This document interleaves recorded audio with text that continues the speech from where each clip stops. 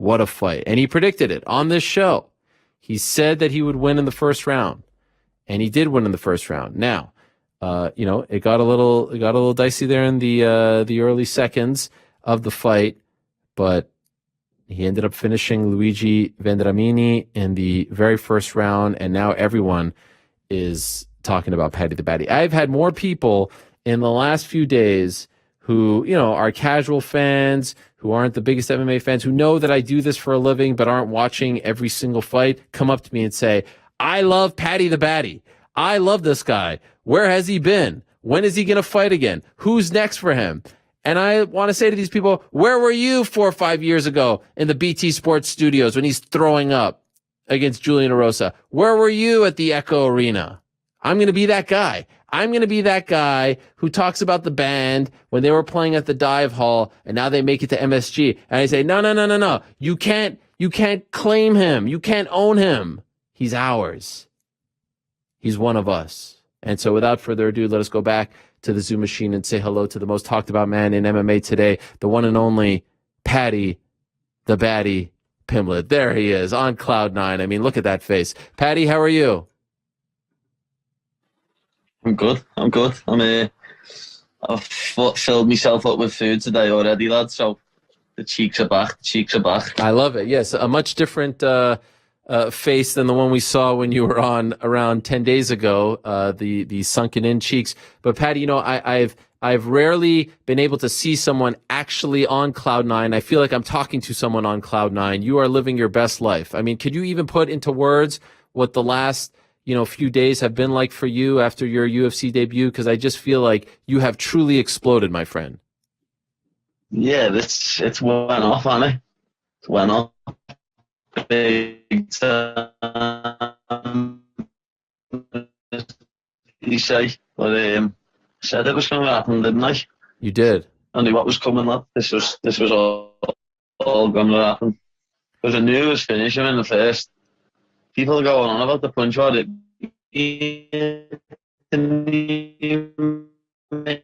Legs going on. I eat that shit. So the connection isn't great right now. It's kind of cutting out, and you're a highly anticipated guest on the show. Are you on Wi-Fi, Pat? I know you're on vacation. I feel bad even bothering you, Paddy. You're taking some time out of your actual vacation for us. I just door. It's not better. Let's see. Are you on Wi-Fi right now? No, there is no Wi-Fi. There isn't even a telly here. I'm in a converted shipping container. Is that true? A converted shipping container? Yeah. Where are you? You're on a hammock, I see. Cornwall. I don't know where. Cornwall, it's the opposite end of the country. That. Okay. 6.5 hour drive from Liverpool. Are you on holiday? Yeah, on a little trip away. Okay, I love it. Well, it's well deserved. We'll fight through this. It's okay. I mean, again, I'm very thankful that you're on the show. So you were saying, just because you cut out there briefly, that punch didn't hurt you? You weren't rocked at all? No, that was not. I've been hit with bigger shots than that before, lad. That's when I watched it back, the sound of it was boss. It sounded great. The noise sounded like he did it with a proper big shot. But as I say, I'd take them any day of the week. What about the days leading up to the fight, Paddy? You were so confident. You talked a big game. You said you would finish him in the first round, all that stuff. We've been talking about your UFC debut for what feels like 5, 6, 7 years. Were you a little more nervous than you were letting on? No, it's like I knew in my head it was a foregone conclusion. But then I'll be honest, with it being no crowd, like that one shot, everyone just thought he was winning the round for some reason. See how many punches and kicks I hit him with? My ankle's a proper fat lad because I kicked him in the head that many times. But I heard DC or someone say he's losing this round, and I knew they were talking about me. So I just thought, am I? Yeah. And just put my foot on the gas a bit more. And so you get the win and you get the finish, and then everything comes afterwards. Have you been surprised by the reaction? By the pandemonium surround? I mean, this is like the Beatles. You're the fifth Beatles, so it all makes sense. Back in 1960 something, it's been amazing. It's been a long time since someone has kind of burst onto the UFC like this. Are you surprised by any of this, or again, did you expect all of this, the byproduct of it all? I expected all this, yeah. I expected all this, to be honest. I told you last week I had this new account. I'll be on 500,000 followers. Nothing of this. Are you lamenting the Well, fact that you should really be having 750,000 followers now, not 500,000 No, followers? some of them are re-followers again, Andy, so it wouldn't be that many more. It would be a good 50 or so more, but new account, lad, flying. Absolutely flying. Got more followers than most of the UFC fighters. It's incredible. Only had one fight.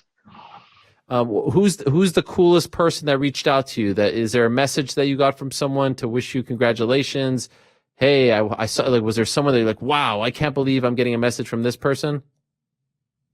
Yeah, there's a few on me messages. I got a public tweet last night off Danny Sturridge, someone who used to play for Liverpool, which was nice. Amazing. Now, what have we were talking to Molly earlier, and she was talking about, lessons learned from when you won the Cage Warriors title for the first time. What did you learn that you're hoping to not do the same thing, maybe not get too big of a head, maybe not, is there something that you learned from that title victory that you want to apply to this debut and everything that's coming now? Yeah, all of that, but that's what I mean, because I learned them lessons then. That's why I'm glad I did learn them lessons then, because I know I won't do the same again now. It's that simple. Because of what I've done back then and went the way I went back then, it won't happen again this time, because I've already been there, done that. Mm-hmm. I'm just going to come back in the gym Monday, lads, training every day as usual. How many calories do you think you've consumed since Saturday? You don't want to go there. How much? I just swear to God, I reckon I'm eating around 10,000 a day easy. Really? Easy. Jeez, it looks like you're in a food coma right now, if I'm being honest. I am. I've just had to have an half an hour nap, lad. Yeah. Before we come on. Yeah. Because I went for a bit. I'll send you the video on WhatsApp in a minute of the food. The dog was sitting in there with us. I ended up eating my burger, half of my bird burger, because she never ate it. Most of the halloumi fries, and there was 2 portions of fries, and I got a milkshake to finish off, lad. Oh my gosh! You want to see the dessert I've got here, though, lad? Got a cookie pie that's going to go in a minute. How much do you think you weigh right now? I'm easy 85 now, so 185, 186. My gosh, is this common for you that you always go a little bit crazy with the food the week after? Yeah, I'm terrible with food. Like on Saturday, we got a big Popeyes between us, and then I got a Shake Shack with Graham, and then I got a Dairy Queen about 2 hours later. That is amazing. You're even on the Patrick McAfee show yesterday. Do you even know who that guy is? Yeah, I don't know who he is. But it's a big podcast, isn't it? Yeah, not as big as this one, if I'm being honest, Paddy.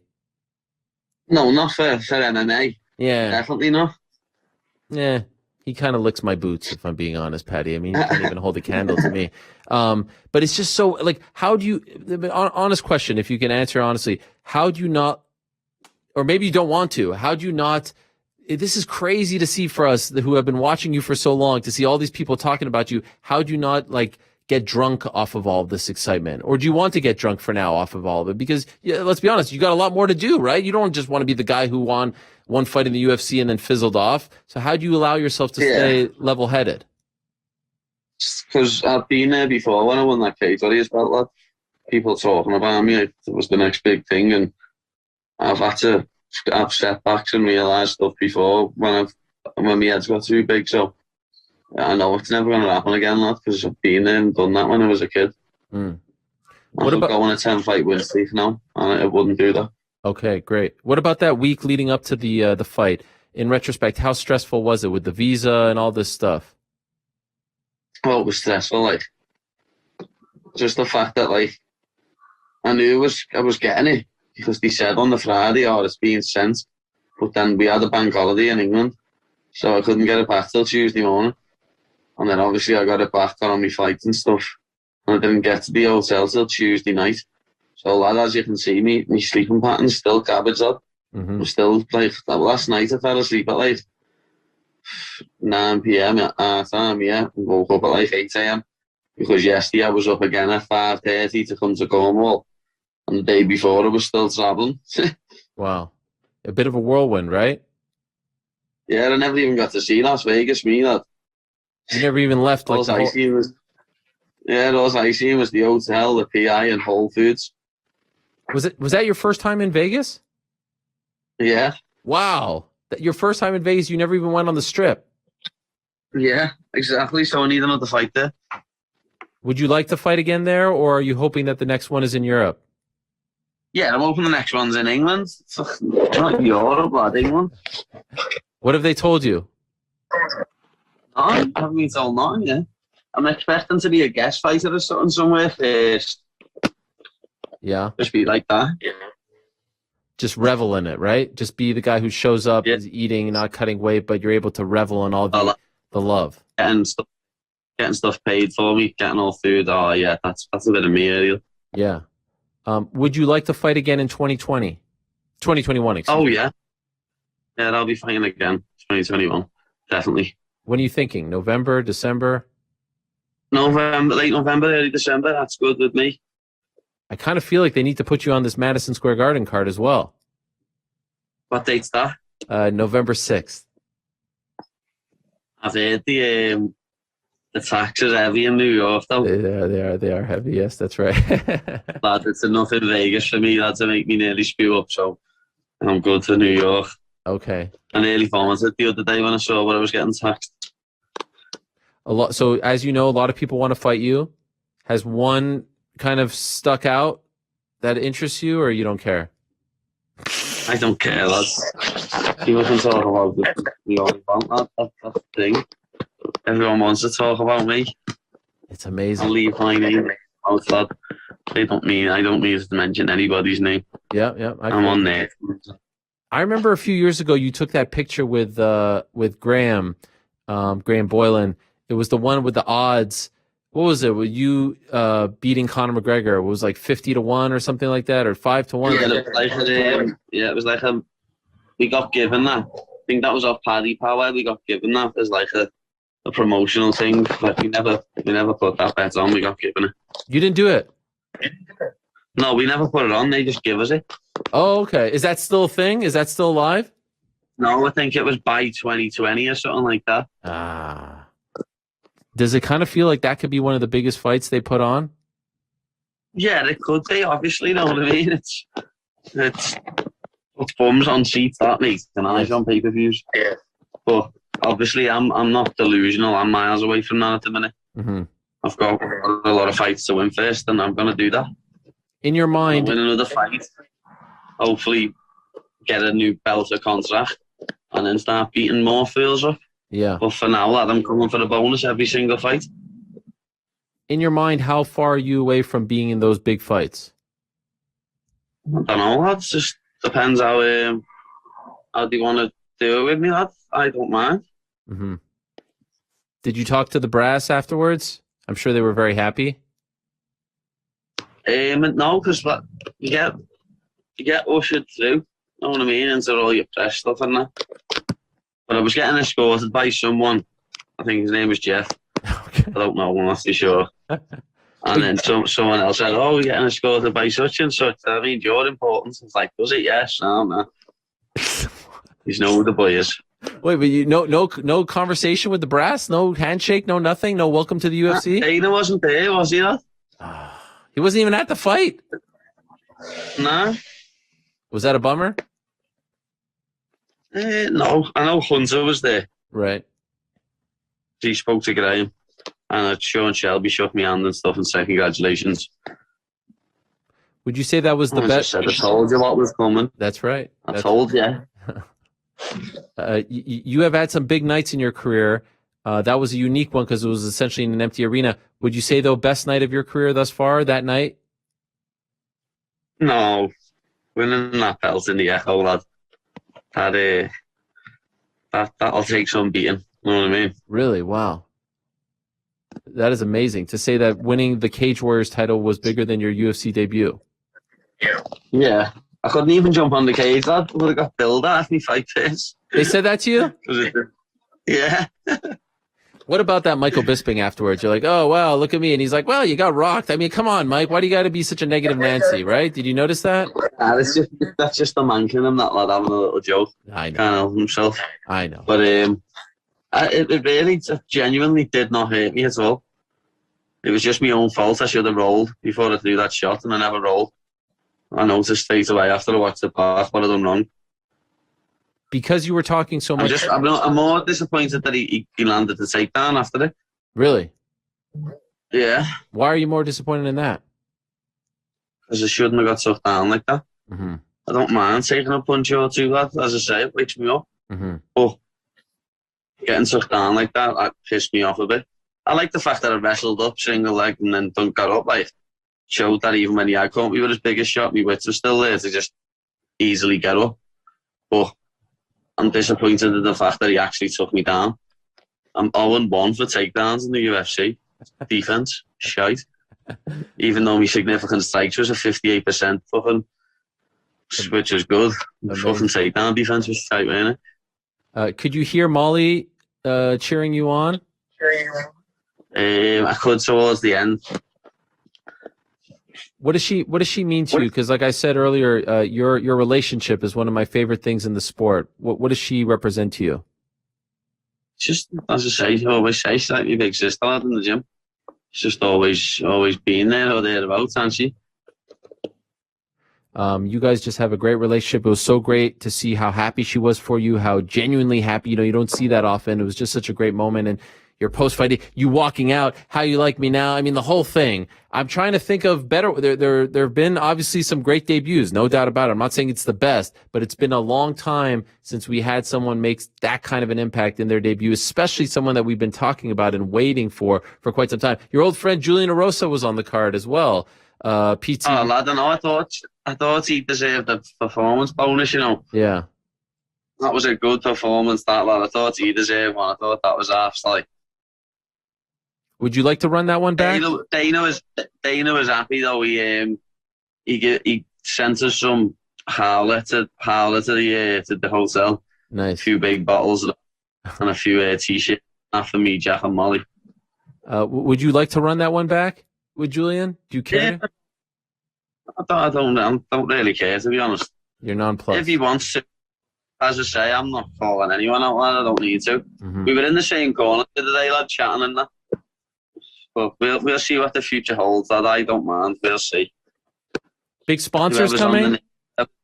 Whoever's name's on the contract next, lad, I'm fighting it. That's simple. Mm-hmm. And sponsors need to message Graham. Let Graham know. Intensity Fight Management. Get on. I would imagine people are knocking on the door. Yeah, they are. A few people have been on to the sort sponsors and stuff. But we still need more. So yeah. Let's go. Come on. How many times have you watched it? I've only got to watch the whole thing once. Come on. Before I came down here. Really? I've seen it on stories and that, the finish. But I haven't been able to watch the full fight back. I've only been able to watch it once. And what was it like when you came home for the brief period, your homecoming? Did you have a lot of people waiting for you? No, nothing like that. Come on. Went to see me mum and that and my sister, and a few people got on me in the pub in Cornwall last night, to be honest, lad. I'm 6.5 hours away from that. And a few people today. So people are starting to, I mean, you're a hard guy to miss, right? So I'm assuming life is about to change for you. Yeah, it is. Me missus isn't happy. Oh, God. Now she has to share you with everyone. Yeah. Molly said she's going to be the one who will keep you from having the big head. Yeah, she can. She can do that. Well, I will leave you to your vacation, Paddy. It's a great thing to see you come to the UFC finally after all these years and then have a debut like that. Really genuinely happy for you, my man. And I hope that you enjoy this and are able to enjoy it. And no more, chatting with the trolls on Twitter. It's amazing. You went from beating all the trolls on Twitter to then beating Luigi Vendramini in a UFC cage. But now you're above it all. You're better than it all. You don't need that, right? They're not going to bring you down. I don't need that sort of negativity in my life, lad. I'll leave my followers to do what they're doing. That's right. So enjoy it. And I really appreciate you making some time for us on your vacation. That means a lot. So thank you very much. No, it's all good, fella. I'm just glad the signal went better when I sat by the door. It did. Yeah, Yes. look, if I flip it around, this is my little garden. Wow, look at that. That is Chilled beautiful. one. There isn't even a television in here now. That's good. You got that little Off the hammock. detail. I'm never off my phone. Blow the roof off that gaff, Paddy. Enjoy, my friend. We'll talk to you soon. All the best. Thank you very much. All right, there he is, the one and only Paddy, the Paddy Pimblett. Everyone talking about him.